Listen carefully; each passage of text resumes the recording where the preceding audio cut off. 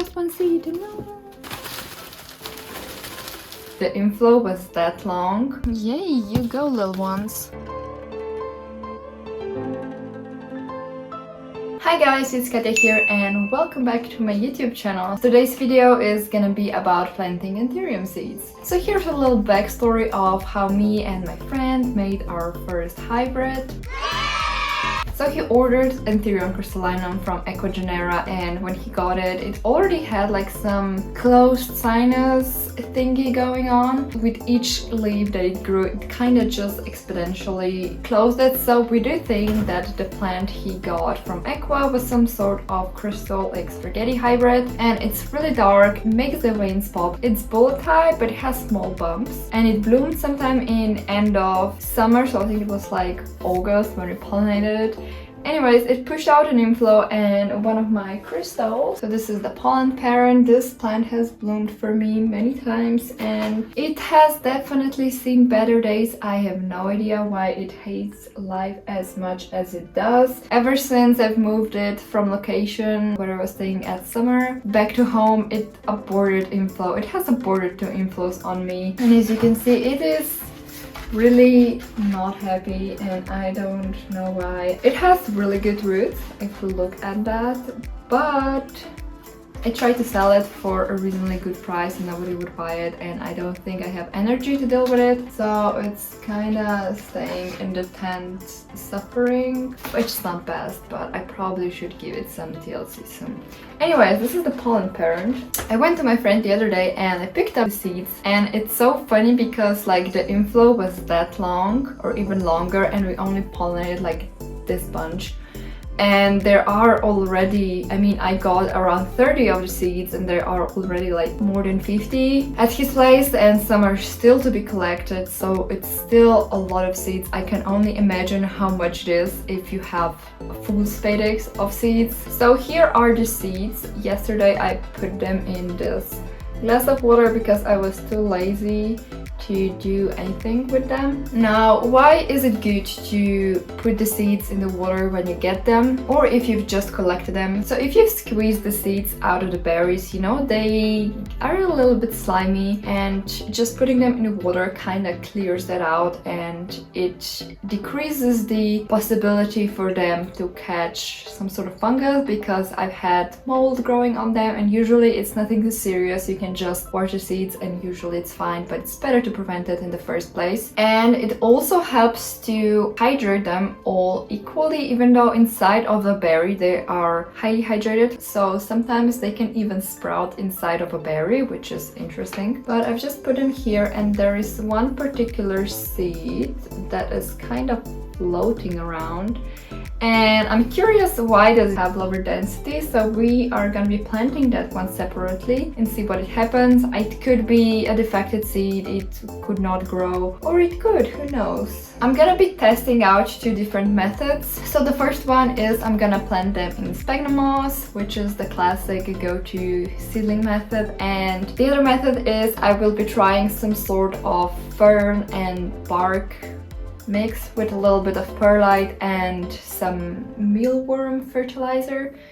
Yes, I was contemplating if I do try out the perlite method as well, but I decided not to, just because perlite is completely inorganic substance and it really holds no nutrients. It would probably be good in terms of providing an even moisture, but sometimes with the seeds I get too lazy, and it's good that they are in the media, that they can get at least some of the nutrients, so they're not like really they're on their own. Usually the seed contains enough energy to push out 2 or 3 leaves, because after that period the seed will kind of shrink and fall off the plant, so that's how much energy it stores.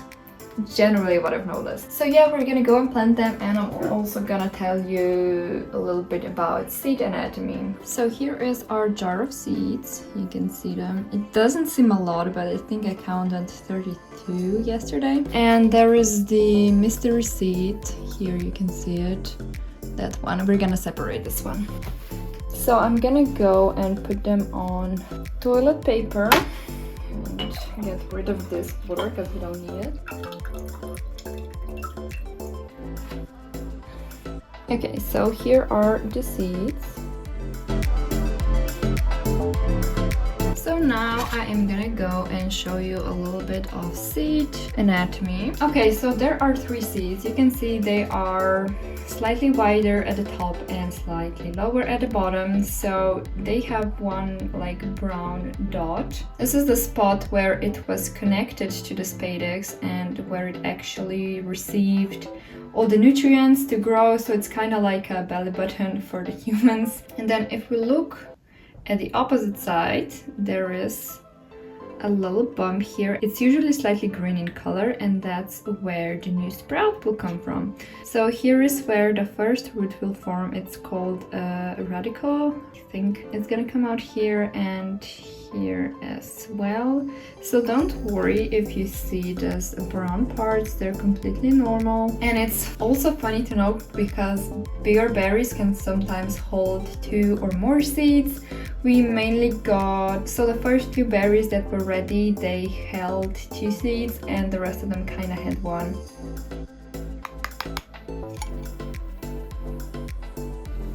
We're gonna plant them in these plastic containers. I'm literally just reusing stuff. I don't have space in my prop box right now as it is full, so this will be their temporary homes. I was thinking of doing 2 of these and then 1 with moss. So first I'm gonna put some perlite in the bottom, just because if you can see, those don't really have any drainage holes, and if you put a little bit of perlite and some water is always at the bottom, the whole system will work in a way that the surface will always be moisturized or evenly moist if you do have some water on the bottom, because it will wick it up. So that's what we're doing. I hate perlite because of the dust. I hate it.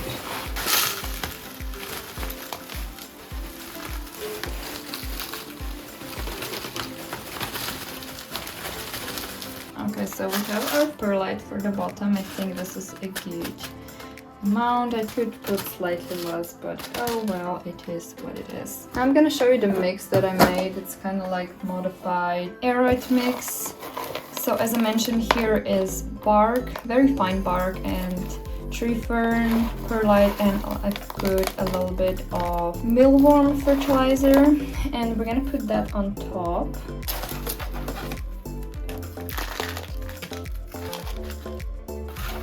I like how chunky it is.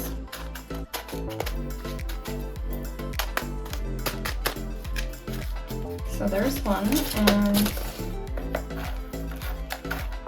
if you want to be precise, you can cut out the big parts of tree fern, but I was too lazy for that. I'm gonna add a little bit more. Okay, so before we plant the seeds, I will moist the media because it's really dry and tends to get hydrophobic as well, which we don't like.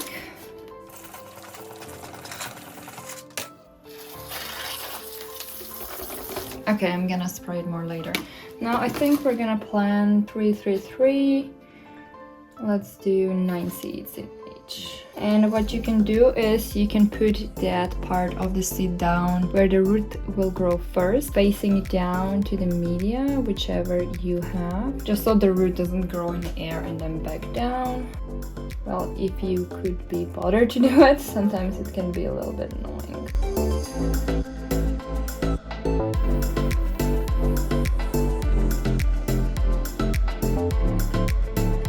That's too big of a bulb.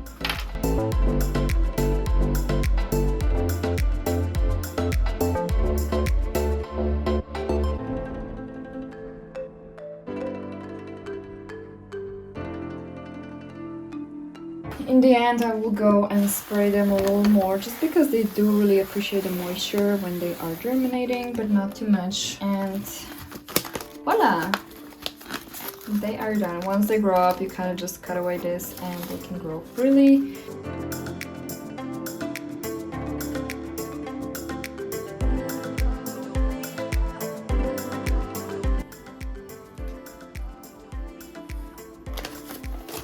So the second one is done. It is smaller, I want it bigger. We're gonna repeat the same process with sphagnum moss, so I will put perlite on the bottom.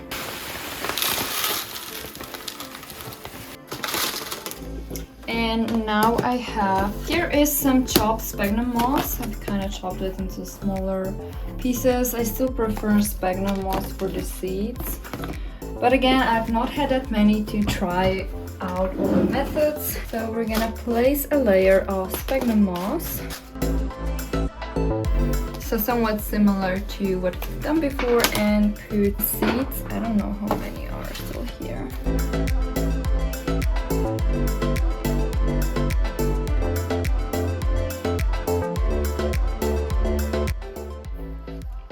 And here's that special floating seed, which kind of looks translucent. Okay, I'm gonna plant it here. So here is the final result. You can see they are evenly spread out. Probably not enough, but we'll see. And I do have to additionally moisten it because the perlite on the bottom is kind of dry.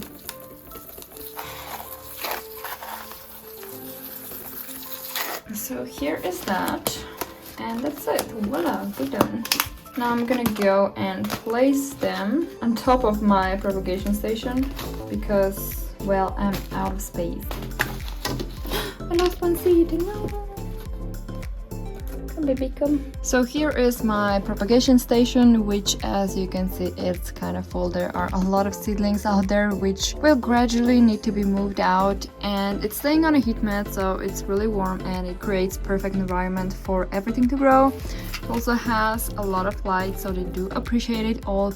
I usually don't have it open. I've just watered them, so they were kind of airing a little bit. So I semi-close it, and then we do have the space here which still gets warm and has a lot of light. So this is where we're gonna put our seedlings. Oops. Yay, you go, little ones. So I will definitely update you on the process of how they're growing and which method is working best. I think the sphagnum will still be the way to go, but I could be surprised by this, or I just need to make some little changes and it's gonna be fine. So this is gonna conclude our video. Hopefully you've enjoyed, you've learned something new about the seeds. So I have done a lot of seed related videos, but they're still so popular because so many people are now making their own anthuriums, making new amazing hybrids. So I'm definitely happy that this thing has become more widespread, and I'm happy to have some seeds to grow with. I haven't grown seeds in like a very long time actually. So if you enjoyed, please give it a like and hit that notification button, and I'll see you next time. Bye!